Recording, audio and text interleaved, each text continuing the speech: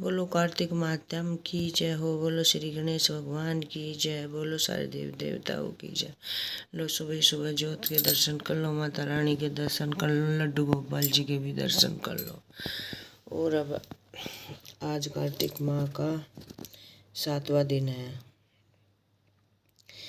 इतनी कथा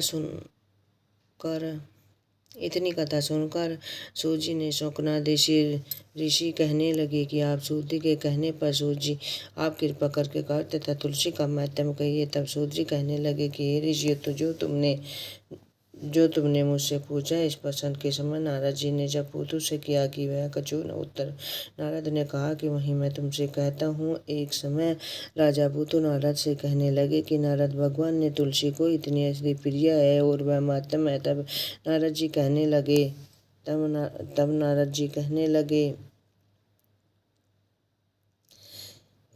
एक दिन राजा इंद्र बहुत से देवताओं के साथ महादेव जी की दर्शनों को गया। तो जब कैलाश में पहुंचा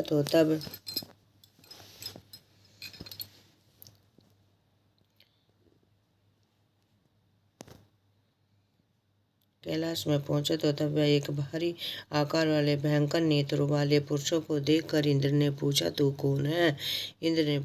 कौन है और शिव कहाँ है। जब इस कई बार पूछने पर उसने कोई उत्तर नहीं दिया तो इंद्र ने क्रोध में आकर अपना वज्र अपने उसके कंठ पर मारा, जिससे उसका कंठ नीला होगा। परंतु इंद्र वज्र भी भस्म होगा। फिर वह आंखों से प्रचंड अग्नि निकली और इंद्र सहित सारे संसार को भस्म कर देगी। ऐसी स्थिति देखकर बृहस्पति जी हाथ जोड़कर इंद्र से दंड कर शिव की स्तुति करने लगे।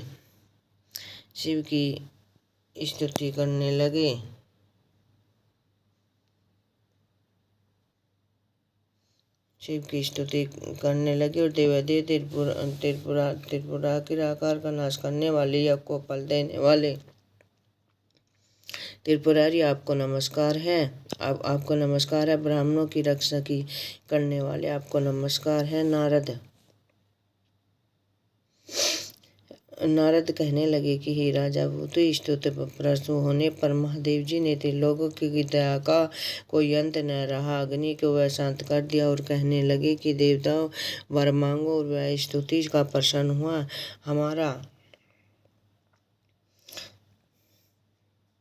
आपने इंद्र को जीवन दिया है। बृहस्पति ने आज तुम्हारा नाम जीव होगा। बृहस्पति जी कहने लगे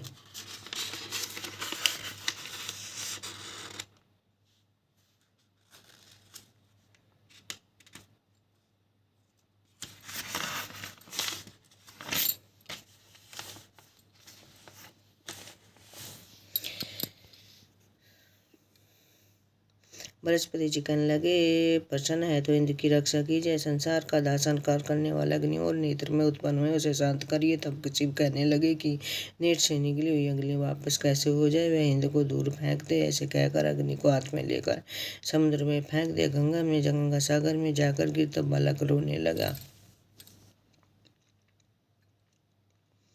बालक रोने लगा। उसके रोने के सबसे पृथ्वी कांपने लगी। सातों लोगों को आश्चर्य बाहर हो गया।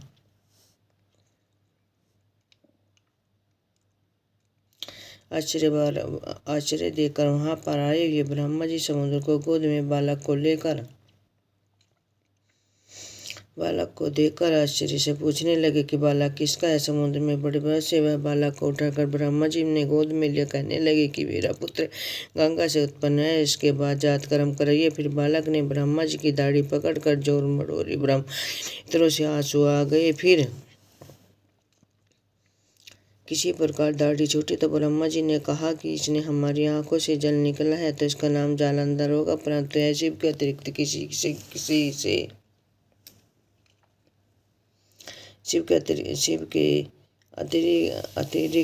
किसी के हाथ से नहीं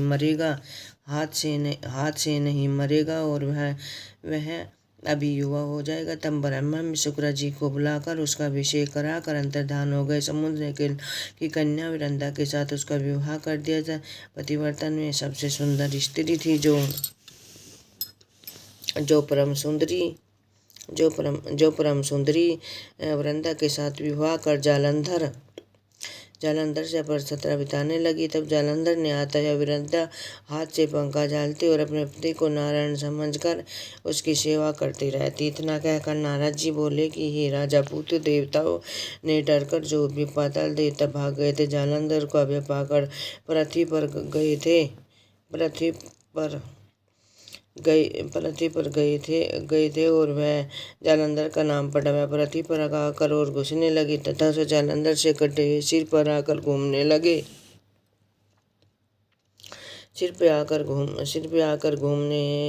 और वह कटे हुए राहु को देखा तो उसने शुक्राचार्य जी ने उसका कारण पूछा। तब शुक्राचार्य जी ने समुद्र मंथन से देवताओं का पिता का मंथन देवता का अनादर सुनकर जालंधर के क्रोध में आकर वह देवता का अनादर समझा। सुनकर जालंधर ने क्रोध के मारे घमस्कर नाम करने वाले दूत को बुलाकर सुधर्मा के पास भेजा और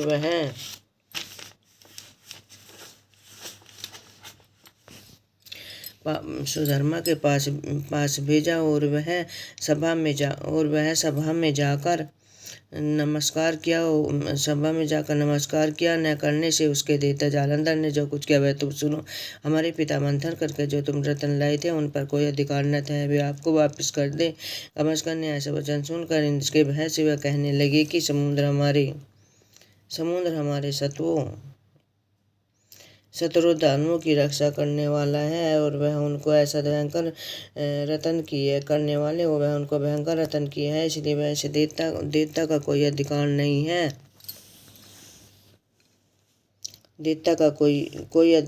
है। दूत ने यह समाचार जालंधर से जाकर कहा कि वह अत्यंत क्रोधित हो देवताओं को जीतने के उपाय सोचने लगे। तब उसे सातों दिशाएं पाताल और समुद्र देवता को बुलाया और वह शुभ और निशुम्भ में अपने सेनापति स्वर्ग में चंदन वर्ग में जाकर इंद्र की अमरावतीपुरी को घेर लिया। तब देवताओं ने युद्ध के लिए बाहर आए तो वह उन्हें अनेक प्रकार के शत्रुओं से देवताओं का युद्ध होने लगे, एक दूसरे को मारकाट करने लगे। फिर रुधिर बहने लगा।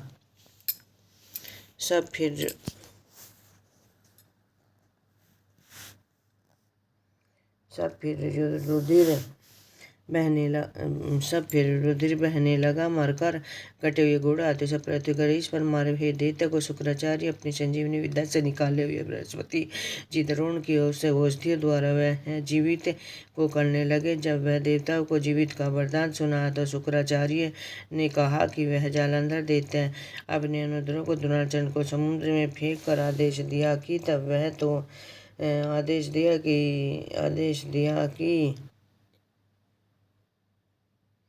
देवता के द्रोणाचार्य पर रथ उठाकर समुद्र में फेंक दिया, आक्रमण करने लगे। जब देवताओं ने जीवित करने के लिए औषधि और बृहस्पति को द्रोणाचार्य गए तो दिव्या पर्वत पर देखा कि वह देवताओं को देवता निरंतर संहार करने वाली और कहने लगे कि देवताओं शीघ्र ही वह यहाँ से भागो। कहने लगे अंत में उत्पन्न हुई वह तुम पुर से शांत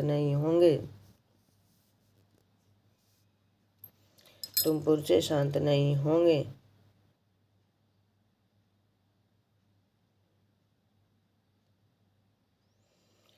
और देवता के मारे हुए दिशाओं से भागने लगे और जीत के मारे पर जाते ही अमरावती नगर से प्रवेश में पहुँच कर सुमेरु पर्वत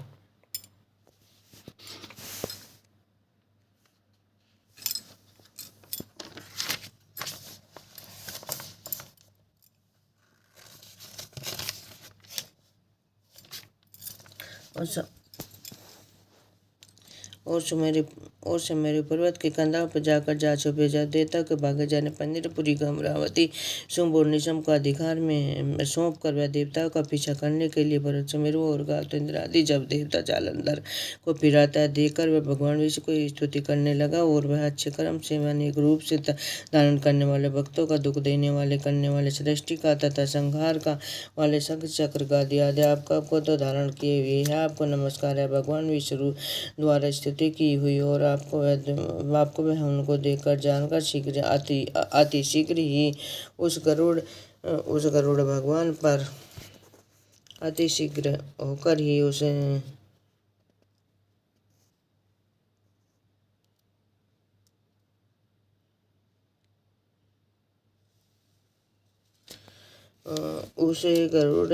उस पर गरुड़ सवार होकर वह लक्ष्मी जी से पूछा कि भगवान आप कहाँ से। उन्होंने बताया कि वह अपने भाई जालंधर से देवता उसकी सहायता करने के लिए निमित्त हुए। तब लक्ष्मी जी कहने लगी कि हे भगवान, मैं आपकी प्रिय हूँ, तब आपके भाई को कैसे मारेंगे। तब भगवान ने कहा कि शंकर के उत्पन्न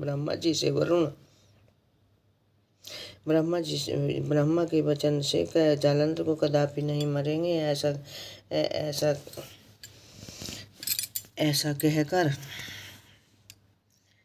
ऐसा कहकर शंख गदा खड़ग जालंधर के साथ युद्ध करने के लिए चल दिए। जिस समय भगवान में युद्ध के लिए गए तो देवदल गरुड़ के पंखों को वेग से ही मारे गए। पवन से पीड़ित होकर देखकर जालंधर अत्यंत दुख और क्रोध या विष्णु ने युद्ध परंपरा को देखा और वह विष्णु और जालंधर ने देवता को घोर युद्ध हुआ।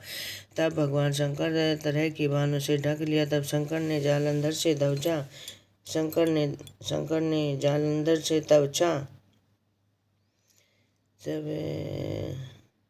जालंधर को अत्यंत क्रोध आया तो वह विष्णु के सम्मुख युद्ध चलेगा। जब भगवान विष्णु जालंधर देवता को युद्ध हुआ तो आकाश दोनों के बीच पृथ्वी से यह बाणों से ढक गया। तब ब्रह्मा जालंधर ने कहा छत्र घोड़ों आदि धनुष अपने बाणों के साथ काट डाले। जालंधर ने गरुड़ के मस्तक पर गदा मारी, जिससे गरुड़ को मूर्छित कर दिया। भगवान ने गरुड़ की वह अपनी तलवार से काट दिया। फिर उन्हें मातम बुद्ध कहा। जालंधर ने कहा भगवान छाती से मुक्कर मारा। उस समय भगवान जालंधर के इस युद्ध को वह स्वयं को अमान्य होगा। तब भगवान विष्णु ने कहा कि यह तुम्हारा ठीक नहीं, क्या तुम लक्ष्मी के रूप में हो। जालंधर ने कहा यदि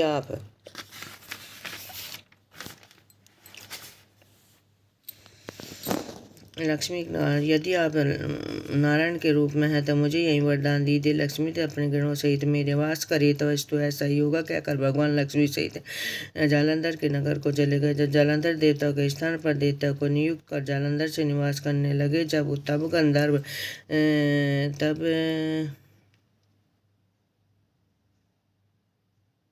गंधर्व किन्नर आदि राक्षस जो भी